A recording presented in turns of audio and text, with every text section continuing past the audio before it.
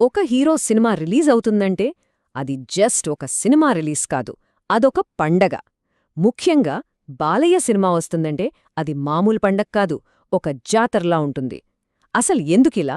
ఒక నటుడు కోసం ఇంతలా ఎందుకు మారిపోతుంది వాతావరణం? ఈరోజు మనం ఈ కల్చరల్ ఫినామినాన్ వెనక ఉన్న అసలు కథేంటో చూద్దాం. ఈ నినాదం ఇది జస్ట్ ఒక స్లోగన్ కాదు, ఇదొక సౌండ్. థియేటర్ల దగ్గర, గల్లీల్లో ఎక్కడ చూసినా ఈ సౌండ్ వినిపిస్తోందంటే ఒక సాంస్కృతిక ఉత్సవం మొదలవ్వబోతోందని అర్థం. అభిమానుల ఎమోషన్కి ఇదొక సింబల్ అన్నమాట. అంటే మనం మాట్లాడుకునేది కేవలం ఒక సినిమా రిలీజ్ గురించి కాదన్నమాట, అంతకు మించి. ఇది ఒక ఎమోషనల్ ఎక్స్ప్లోజన్, అభిమానుల వైబ్స్తో నిండిపోయే ఒక విస్ఫోటనం. అసలు ప్రశ్న ఇక్కడే వస్తోందో, ఒక్క నటుడి సినిమా రిలీజ్ ఒక పండగలా, ఒక సెలబ్రేషన్లా ఎందుకు మారిపోతోంది? దీనికి జవాబు బాక్సాఫీస్ నంబర్లల్లో దొరకదు. అది దొరికేది అభిమానుల గుండెల్లో. సరే, మరి ఆ లోతుల్లోకి వెళ్ళి చూద్దాం పదండి. సరే, ముందుగా మనం చూడబోయేది ది బాలయ్య ఫినామినాన్. అసలొక సినిమా ఒక మూవ్మెంట్ లాగా ఎలా మారుతుంది, ఫ్యాన్స్ ఆయనను ఏ రేంజ్లో ఆరాధిస్తారో ఒకసారి చూద్దాం. ఈ మధ్య వచ్చిన అఖండ సినిమా గుర్తుందా? అందులో ఆయన పర్ఫార్మెన్స్ గురించి చెప్పాలంటే తాండవం అనే పదం వాడారు చాలామంది. అంటే అదొక దైవిక నృత్యం లాంటిది, విశ్వాన్ని సృష్టించి నాశనం చేయగల శక్తి ఉన్న నృత్యం. ఆయన ఆన్ స్క్రీన్ పర్సనాలిటీకి ఇది పర్ఫెక్ట్ ఎగ్జాంపుల్ అన్నమాట. అభిమానుల ఎమోషనల్ కనెక్షన్ ఏ రేంజ్లో ఉంటుందంటే, రీసెంట్గా ఆయన సినిమా పోస్ట్పోన్ అయితే కొందరు మహిళా అభిమానులు థియేటర్ల బయట ఏడ్చేశారు. జస్ట్ ఒక వారం సినిమా ఆలస్యమైతేనే వాళ్లు దాన్ని ఒక పర్సనల్ ట్రాజడీగా ఫీల్ అయ్యారంటే ఆ బంధం ఎంత స్ట్రాంగో అర్థం చేసుకోవచ్చు. అందుకే అంటారు, ఇండస్ట్రీలో ఎంతమంది హీరోలున్నా ఈ రేంజ్ క్రేజ్, ఈ రేంజ్ ప్రేమ మరే హీరోకి లేదు, పీరియడ్. ఆయన స్థానం, ఆయన కేటగిరీ కంప్లీట్గా వేరు.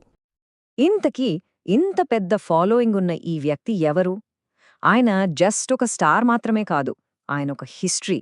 ఆ హంగామా వెనుకున్న అసలు మనిషి గురించి ఇప్పుడు తెలుసుకుందాం. ఆయనను కేవలం ఒక యాక్టర్గా చూస్తే సరిపోదు. చూడండి, 51 ఏళ్లు పైబడ్డాక కూడా హీరోగా చేస్తున్నారు. ఒక మాజీ ముఖ్యమంత్రి కొడుకు, ప్రస్తుతం ఆయనే ఒక ప్రజాప్రతినిధి. అంతేకాదు, ఒక క్యాన్సర్ హాస్పిటల్కి చైర్మన్గా కూడా ఉన్నారు. ఇన్ని పాత్రల కలయిక అన్నమాట ఆయన. వయసు 60 దాటినా, ఇన్ని బాధ్యతలున్నా సెట్లోకి వస్తే మాత్రం ఆయన ఎనర్జీ ఒక 25 ఏళ్ల కుర్రాడిలా ఉంటుందట. పనిపట్ల ఆయనకున్న డెడికేషన్ అలాంటిది. షాట్ సరిగ్గా రాలేదని డైరెక్టర్ కొంచెం మొహమాటపడ్డా. ఇంకొకటి చేద్దాం డైరెక్టర్ గారు అని అడిగే మొదటి వ్యక్తి ఆయనేనట. ఈ జనరేషన్ స్టార్లలో ఇది చాలా చాలా రేర్ కదా.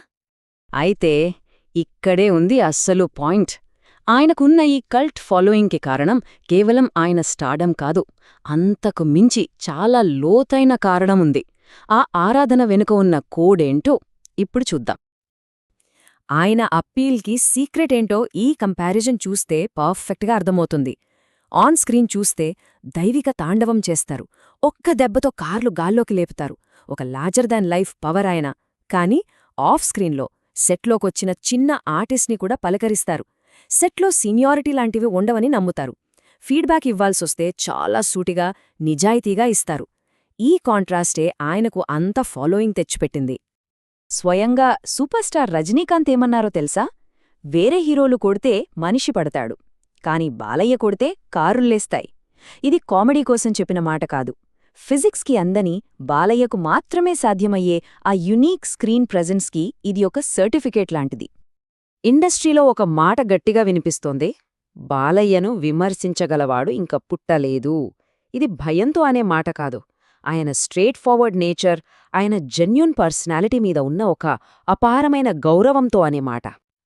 సరే, ఇప్పటిదాకా ఆయన పర్సనాలిటీ, హిస్టరీ చూశాం. ఇదంతా కలిసి ఆయన కొత్త సినిమా రిలీజ్ రోజున ఒక బాక్సాఫీస్ పండగలా ఎలా మారుతుందో ఇప్పుడు చూద్దాం. ఈ రిలీజ్ కూడా ఒక డ్రామాలా నడిచింది.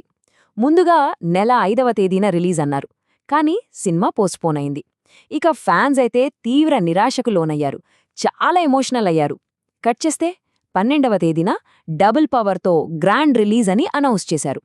ఈ గ్యాపు, ఈ వెయిటింగ్ ఫ్యాన్స్లో ఉత్సాహాన్ని ఇంకా పెంచేసింది. ఇక బిజినెస్ వైపు చూస్తే అక్కడ కూడా పండగే. స్క్రీనింగ్ పర్మిషన్లన్నీ వచ్చేశాయి. బెనిఫిట్ షోలు హౌస్ఫుల్. టికెట్ రేట్లు కూడా పెంచారు. అంతేనా, రిలీజ్కి ముందే ఒక పెద్ద ఓటీటీ డీల్ కూడా క్లోజ్ అయిపోయింది. అన్నీ కూడా ఒక భారీ ఓపెనింగ్కి సంకేతాలు.